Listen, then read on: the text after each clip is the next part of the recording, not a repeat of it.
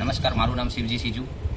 આજે કચ્છ યુનિવર્સિટીમાં અનુસૂચિત જાતિના તમામ વિદ્યાર્થીઓ ધરણા પ્રદર્શન ઉપર બેઠા છીએ। કચ્છ યુનિવર્સિટીના કુલપતિને વિદ્યાર્થીની રજૂઆત સાંભળવા માટે સમય નથી। સવારના 11 વાગ્યાથી અમે કુલપતિ સાહેબને મળવા માટે એમની ચેમ્બરમાં બેઠા હતા, પણ હવે 2 વાગ્યાનો સમય થયો છે, છતાં સાહેબ અહીંયા આવ્યા નથી। સાહેબને કોઈ વિદ્યાર્થીઓની વેદના એમની રજૂઆતની પડી નથી। તેઓ નજીકમાં જ કેમેસ્ટ્રીના ડિપાર્ટમેન્ટની અંદર કોઈ પ્રોગ્રામમાં હાજરી આપી રહ્યા હતા।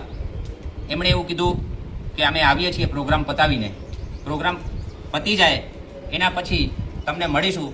અમે ભૂખ્યા બધા વિદ્યાર્થીઓ જમ્યા વગરના 2 વાગી ગયા છે, સવારના 11 વાગ્યાથી બેઠા છીએ। સાહેબ પોતે પ્રોગ્રામ પતાવી બારોબાર નીકળી ગયા છે, અમને હજી સુધી મળ્યા નથી। આ કચ્છ યુનિવર્સિટીના વાઇસ ચાન્સેલર એવા ડૉક્ટર મોહનભાઈ પટેલની વાત છે। હવે ઘટના એવી બની છે કે લાઇબ્રેરીની અંદર અનુસૂચિત જાતિનો વિદ્યાર્થી તૈયારી કરી અને ડીવાયએસઓ લીગલની પરીક્ષામાં સમગ્ર ગુજરાતમાં પ્રથમ સ્થાન એણે પ્રાપ્ત કરેલું। લાઇબ્રેરીની અંદર જે પણ વિદ્યાર્થી તૈયારી કરતો હોય એ તૈયારી બાદ જે નોકરી મળે છે તો એનો વિદ્યાર્થીનો ફોટો અને એ પરીક્ષા જે એણે પાસ કરી છે એની વિગતો સાથે ત્યાં લાઇબ્રેરીના નોટિસ બોર્ડ ઉપર એ ફોટો ચોંટાડવામાં આવે છે। પણ કેતન મહેશ્વરી અને જય યાદવ, જે જય યાદવ છે એ જીપીએસસીની અંદર ડીવાયએસઓ લીગલની પરીક્ષામાં સમગ્ર ગુજરાતમાં 6ઠ્ઠા ક્રમાંકે પાસ કરી છે, જ્યારે કેતનભાઈએ પ્રથમ નંબરે એની આગળ પણ આસિસ્ટન્ટ જનરલ મેનેજરની એક્ઝામ જીપીએસસી દ્વારા જે લેવાય છે એનામાં પણ સમગ્ર ગુજરાતમાં 2જા નંબરે પરીક્ષા પાસ કરી છે। અને હમણાં રેવન્યુ તલાટીની અંદર પણ તેઓ ભાઈએ પરીક્ષા પાસ કરી છે। એક સાથે સતત 3 પરીક્ષાઓ એણે પાસ કરી અને સરકારી નોકરી મેળવી છે। રિક્ષા ચાલકના પુત્ર એવા દલિત સમાજમાંથી આવતા કેતનભાઈના ફોટાને નોટિસ બોર્ડ ઉપર ચિપકાવવામાં આવ્યો, ત્યારે અમુક અસામાજિક તત્વો જેમની માનસિકતા જાતિવાદી માનસિકતા છે એવા વ્યક્તિઓ કે વિદ્યાર્થી ન હોઈ શકે, એ અસામાજિક તત્વ જ હોઈ શકે, એવા અસામાજિક તત્વ એ લાઇબ્રેરીમાં એ ફોટાને તોડી અને ત્યાંથી હટાવી દેવામાં આવ્યો છે। આવી નિમ્ન કક્ષાની એમની માનસિકતા છે। આજે આઝાદીના 80મા સ્વાતંત્ર્ય દિવસની આપણે હાલ જ ઉજવણી કરી, પણ અનુસૂચિત જાતિ સમાજ આજે પણ એ ગુલામ જ છે।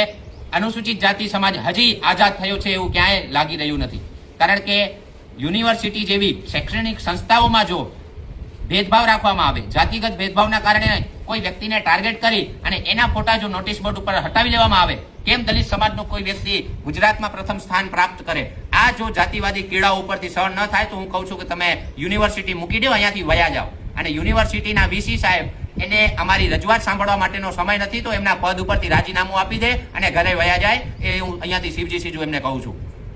આ જાતિવાદી જે પણ માનસિકતા ધરાવતા લોકો છે, સીસીટીવી કેમેરાની અંદર એ કેચઅપ કરેલું છે। અમે હાલ સીસીટીવી ફૂટેજ એમના જોઈને આવ્યા છીએ। એની સાથે યુનિવર્સિટીનો પટ્ટાવાળો ભાઈ પણ સાથ આપી રહ્યો છે। એ પટ્ટાવાળા ભાઈ અને જે પણ 2 વ્યક્તિઓ છે એ એમનો ગ્રુપ મળી અને આખો પોસ્ટર ત્યાંથી જે ફોટો લાગેલો છે એ ફોટો ત્યાંથી ઉકેડી અને ફેંકી દેવામાં આવ્યો છે। તો આવી નીચ માનસિકતા ધરાવનાર સિક્યોરિટી અને આ જવાબદાર જે 2 જણા કૃત્યો કરનાર જાતિવાદી કીડાઓ છે એમના ઉપર એટ્રોસિટી એક્ટ હેઠળ ફરિયાદ દાખલ થાય અને યુનિવર્સિટીમાંથી એના ઉપર જે પણ યુજીસી અને યુનિવર્સિટીના નિયમો છે એના હેઠળ એના ઉપર કાયદેસરની કાર્યવાહી કરવામાં આવે, એટલી અમારી માંગ છે। વીસી સાહેબ અમને સાંભળતા નથી એટલે અમારે ધરણા પ્રદર્શનમાં બેસવું પડ્યું છે। આ બધા વિદ્યાર્થીઓ ખાધા પીધા વગરના અહીંયા બેઠા છે। તાત્કાલિક વીસી અહીંયા સાંભળે અમારી રજૂઆત, નહીં તો વીસી સાહેબ અહીંયાથી રાજીનામું આપી દે। SC/ST સેલ પણ અત્યાર સુધી હજી કાંઈ કામગીરી કરી નથી, એને પણ અમે લેખિતમાં આપ્યું છે। એ તાત્કાલિક રિપોર્ટ આપી અને એના ઉપર કાયદેસર પોલીસ ફરિયાદ થાય એવી અમારી માંગણી છે।